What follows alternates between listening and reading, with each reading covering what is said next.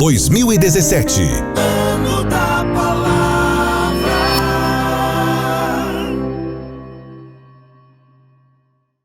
Comentário Bíblico Beacon da CPAD, Antigo e Novo Testamento. Um estudo completo da Bíblia com uma visão geral de cada livro. Mais de 1000 sumários e esboços expositivos, além de sugestões homiléticas. Uma ótima ferramenta para pregadores e professores da escola dominical. Um dos mais conceituados comentários bíblicos dos Estados Unidos. Um clássico. Comentário Bíblico Beacon, Antigo e Novo Testamento. Um produto com a qualidade CPAD.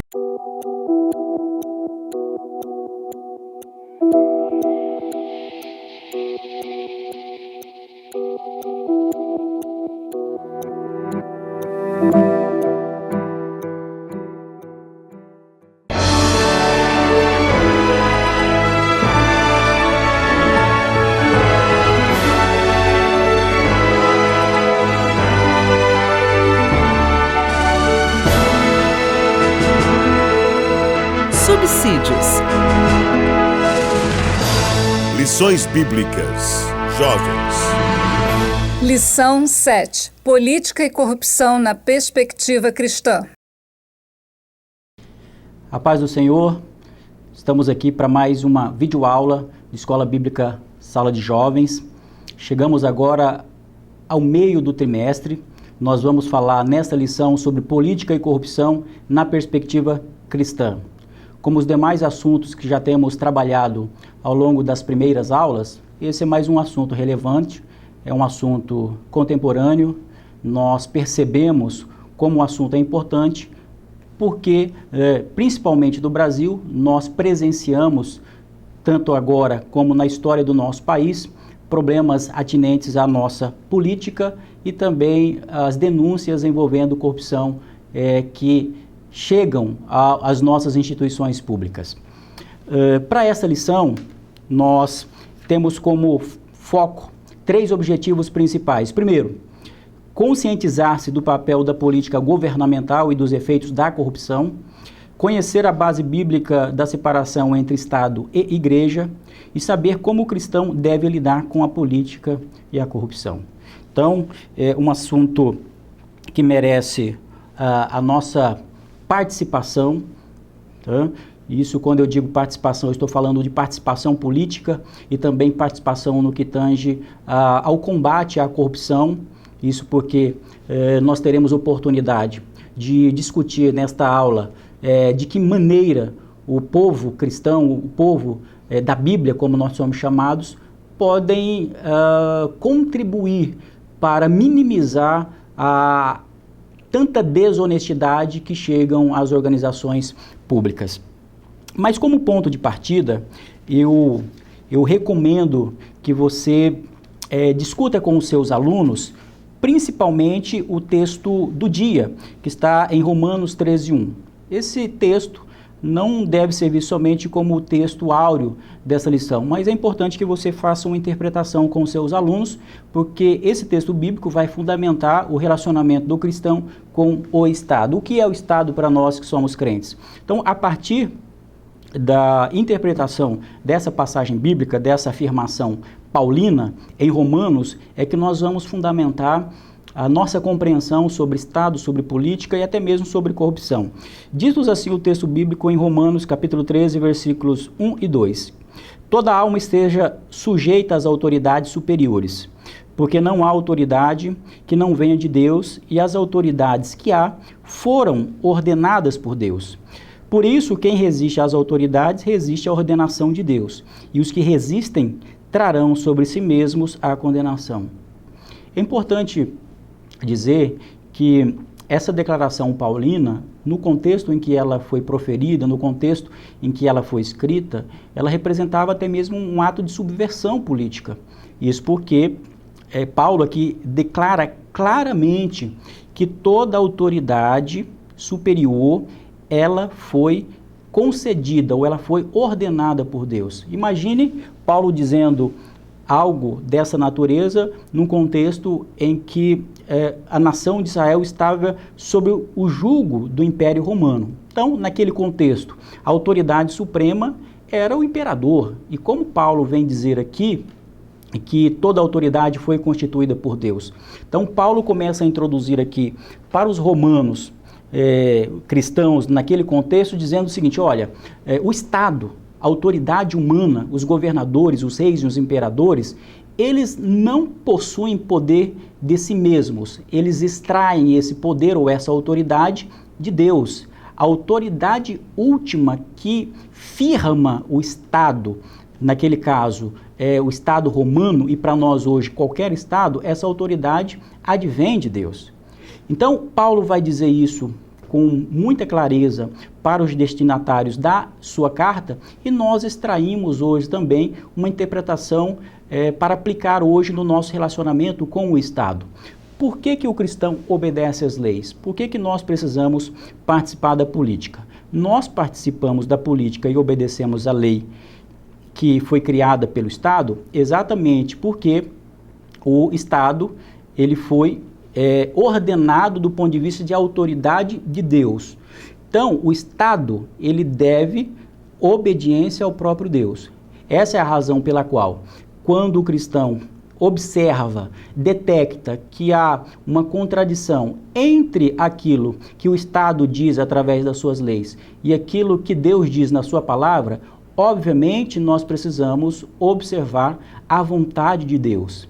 Então, o nosso envolvimento com a política parte desse ponto de partida, né? E é necessário nós refletirmos sobre isso e trazer para os nossos alunos que são jovens, que estão agora entrando em um momento que eles estão se alistando na justiça eleitoral, estão adquirindo a capacidade de votarem, é um momento adequado para que eles possam discutir sobre esses assuntos, refletir a partir dos princípios cristãos, de que maneira nós podemos participar ativamente da vida política de um país. E nesse ponto, reputo de grande validade conceitual que seja política. Política, geralmente nós entendemos, ou a sociedade, o senso comum entende que política é somente aquela política partidária, ou a política com fins negativos, a política que tem o propósito simplesmente de auferir lucro com o poder público. Mas essa é uma visão distorcida do que seja política. É claro que nós temos a corrupção, que haveremos de tratar logo na sequência, mas política refere-se à arte de bem administrar. Em linhas gerais, política é isso. Onde existe natureza humana, onde existe relacionamento humano, existe política, porque aí nós precisamos administrar, nós temos relacionamento, numa família existe política, numa empresa existe política, do ponto de vista do relacionamento nas igrejas, nós vamos presenciar a necessidade da política. Então, política, primariamente, é algo positivo. O problema é que o homem caído, e agora falando de política governamental, no que diz respeito ao Estado, e aqueles que ocupam cargos públicos, como um presidente da República, como um governador do Estado, como um prefeito, como um vereador, deputado, senador, enfim, todos aqueles que ocupam um cargo político, eles têm a incumbência de aprovar leis ou administrar o Estado, no caso do Executivo, para o bem comum. Só que nós sabemos que, em decorrência da queda do homem no pecado, em razão daquilo que nós chamamos de depravação total, o homem tem uma tendência a fazer aquilo que não agrada a Deus ou aquilo que foge da lei de Deus. E por isso nós vamos presenciar, ao longo da história do homem, vários tipos de corrupção, desonestidades, jeitinhos, o homem tentando lucrar à custa alheia. A isso nós chamamos, portanto, de corrupção. Corrupção é exatamente aquela ideia que nós temos de corromper, de apodrecer, de desvirtuar a finalidade de alguma coisa.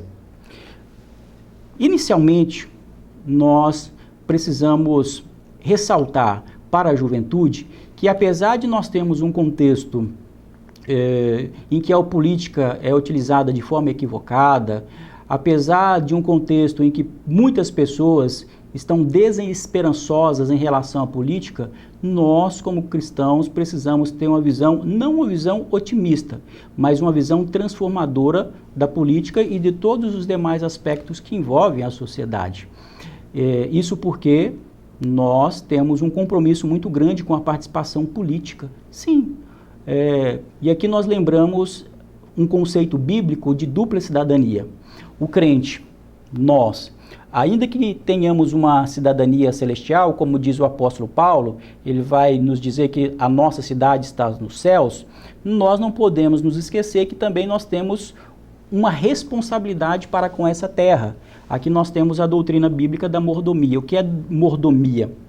Mordomia não é ficar sem fazer alguma coisa. É exatamente o contrário disso. Mordomia cristã é a incumbência que nós recebemos da parte de Deus de administrar a sua criação. E uma das maneiras, uma das formas que nós encontramos para administrar a criação de Deus é através da política. Então, o cristão, nós temos uma responsabilidade muito grande com a participação política, através do processo eleitoral, através do voto consciente, através da conscientização da igreja para escolher candidatos mais adequados com o perfil daquilo que nós entendemos que é mais adequado para os cargos públicos. Por outro lado, nós precisamos também falar sobre a corrupção. Como mencionei, a corrupção é um desvirtuamento. É um desvirtuamento completo. Nós temos aí situações muito graves no nosso país, de políticos, não somente políticos, mas também de empresários, que em vez de utilizar condutas éticas, seja para o crescimento adequado da sua empresa, ou os políticos que deveriam utilizar os cargos para o bem do serviço público e para o bem da própria sociedade, acabaram fazendo alguns conchavos e lucrando à custa alheia. Isso é um tipo grave de corrupção. O que os cristãos têm a ver com isso? Por muito tempo se imaginou que a igreja cristã não deveria se preocupar com a discussão sobre a corrupção, mas deve se preocupar com aquilo que acontece na sociedade sobre a corrupção. Por quê? Porque a Bíblia contém princípios éticos e, como já mencionei em aulas anteriores, as Escrituras têm um sério compromisso com a justiça. E a corrupção é uma das formas em que a justiça social ela não é alcançada. Quando a corrupção impera na sociedade, nós temos desigualdade, o dinheiro que deveria ser destinado para a educação, o dinheiro que deveria ser direcionado para a segurança pública ou para o saneamento básico, é direcionado para o quê? Para comprar políticos, e esse dinheiro é destinado ao bolso deles. Então nós vamos encontrar no texto sagrado recomendações muito claras para o povo de Deus acerca desse envolvimento e esse combate também à corrupção. Olha só o que nós encontramos aqui em Isaías capítulo 10, versículos 1 e 2, em que diz da seguinte maneira: Ai dos que decretam leis injustas e dos escrivães que escrevem perversidades para prejudicar os pobres em juízo e para arrebatarem os direitos dos aflitos do meu povo. Preste atenção, e aqui é algo que nós devemos notar. A corrupção, ela traz sérios prejuízos para a sociedade. As pessoas que deveriam receber mais justiça, as pessoas que deveriam receber educação, quando a corrupção graça no meio da sociedade, a sociedade paga um alto preço por isso. E também por despojarem as viúvas e para roubarem os órfãos. Olha que coisa interessante. A juventude é um momento muito importante da vida, em que o jovem tem sonhos, tem ideais, e você, como professor cristão, deve utilizar esta lição para aguçar ainda mais esse desejo que está dentro do coração do jovem, para que ele utilize uma postura realmente bíblica para combater esse tipo de problema. A atuação pública da igreja, o relacionamento da igreja com a sociedade, deve envolver tanto os temas que envolvem moralidade, a defesa da família tradicional, e isso é muito importante, mas nós precisamos também combater a corrupção. A corrupção é um mal que impera na nossa sociedade, principalmente no nosso país. E essa lição, ao tratar desse tema, abre para nós uma possibilidade muito boa de diálogo com a juventude. É essa oportunidade que você tem para tratar desse tema devidamente fundamentado nas Escrituras para algo que faz parte da vida do jovem. Como já havia dito, os nossos jovens estão votando, os nossos jovens estão se relacionando com a sociedade.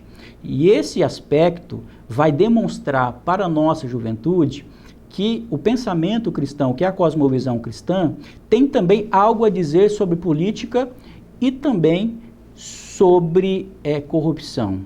Acerca da política, um último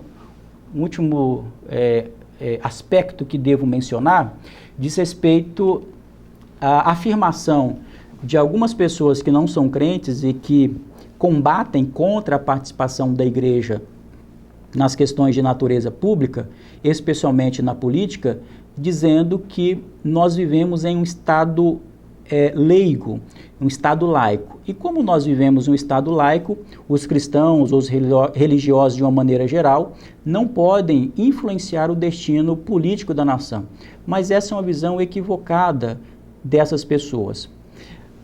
Para isso, nós devemos discutir com os nossos alunos, e você vai fazer isso no tópico 2, no item 3, sobre o Estado laico, não ateu. Estado laico nada mais é do que um tipo de configuração de um Estado, de uma nação. Qual que é o modelo que aquele Estado adota acerca do relacionamento entre Estado e Igreja?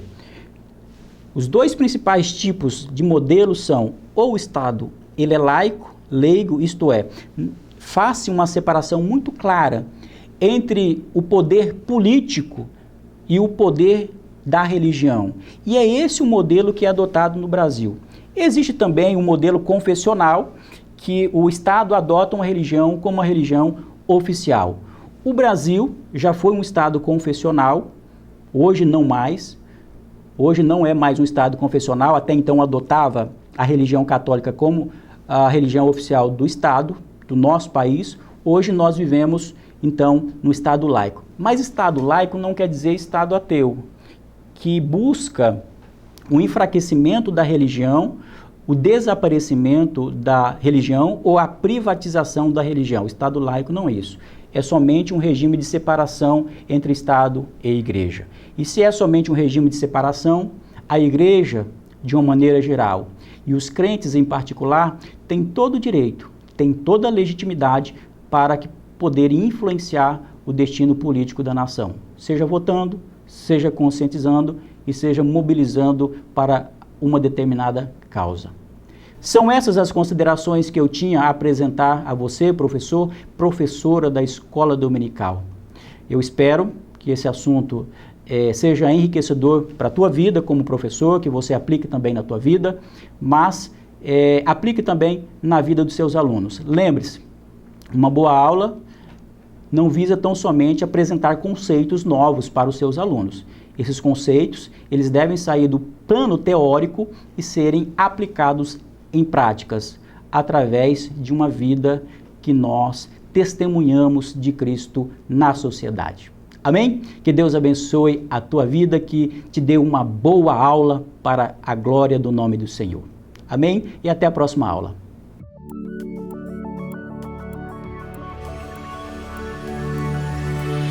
CPAD, a editora da Escola Dominical.